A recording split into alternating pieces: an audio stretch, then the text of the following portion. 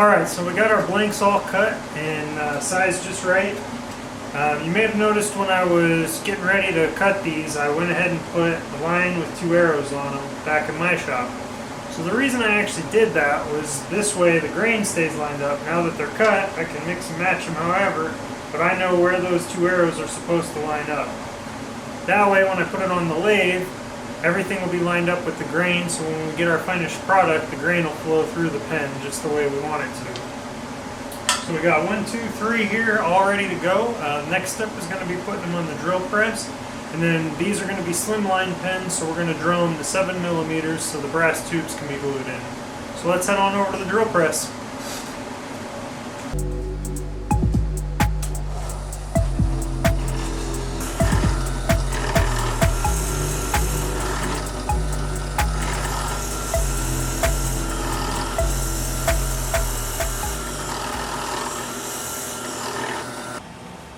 Alright guys, so we're back in my shop. We got everything ready. We got 3 sets of blanks all drilled out, ready to go. We've got our pile of brass 7 millimeter tubes. So what we're going to do, we're going to glue these into the blanks and get them ready for turning tomorrow.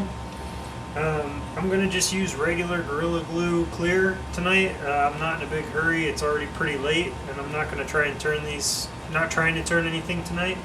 So this will be just fine. Should be set up in 8 to 12 hours. So tomorrow morning we can come play in the shop all day. We'll have plenty to do. If you are in a big hurry, Gorilla Glue Super Glue works really well. Or any medium CA really ought to do the trick. Word of warning though, if you're not quick with that, it will dry up before you get the tube all the way in and you'll end up with a problem. Use a lot, and what I usually do is put the tube in and then slam it down against something flat to make sure it goes all the way in and hurry up and get it back to horizontal. You do not want to screw around with that and end up with wasted blanks.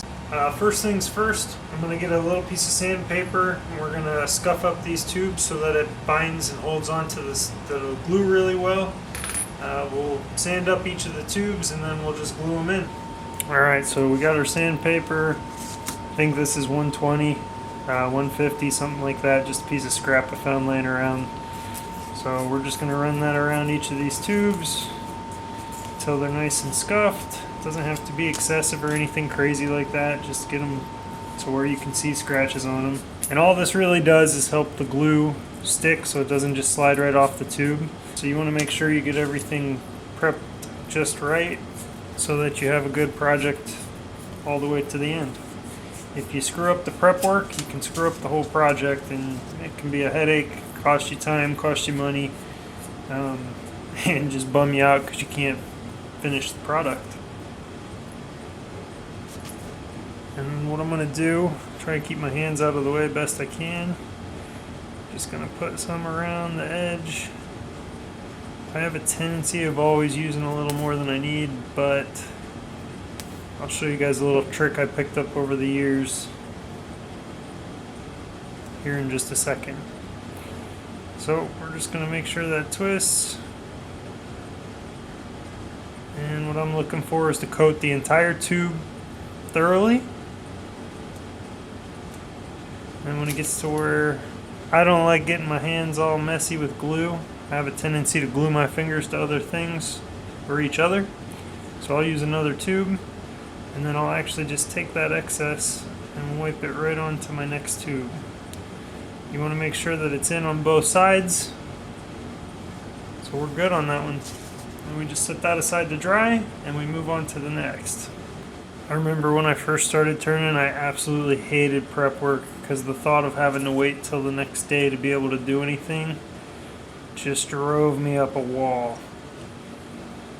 But as I've gotten a little bit older, I've become a little bit more patient, just a little bit. Alright, so everything is glued up, ready to start turning today. It's Sunday Fun Day. We're going to have a good day on the lathe. Let's fire that baby up and make some shavings.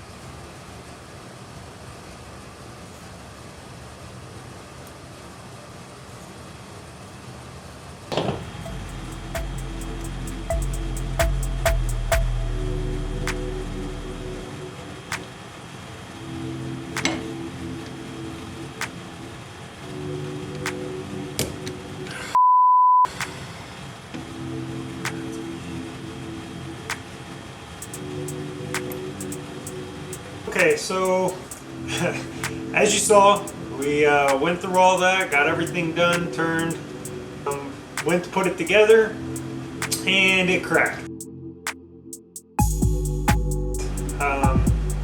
That's part of turning. It happens sometimes. Unfortunately, on that particular one, I think if I would have filed the tube just a little bit, taken an extra 10 seconds, I might have been able to avoid it, but it is what it is. Good news is it's not a lost cause, but I actually learned that if you take a parting tool, you can separate it. Dad did that technique in the making of the Ghirardelli pen, so if you haven't seen that video, go check it out. I'll drop a link to it somewhere on here. But yeah, these things happen. That's part of turning. In this case, what I'll do is I'll take that bottom piece and I'll take it over and separate off a chunk, find a good complementary piece to put on it, and then we'll just make a segmented pen. It'll have a lot more character, a little more story to tell, and generally speaking, those turn out even prettier than you expect to begin with. So just one of the things, you know, these things happen. We just ebb and flow with them, make something new out of it, and keep on rolling. So in the meantime, I'm going to go ahead and turn some more today. If you're not already, go follow me on Instagram. You'll see a bunch of the behind the scenes at Hippies Galleria.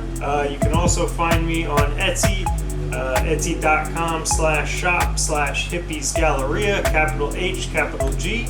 Till next time, my friends, happy turning.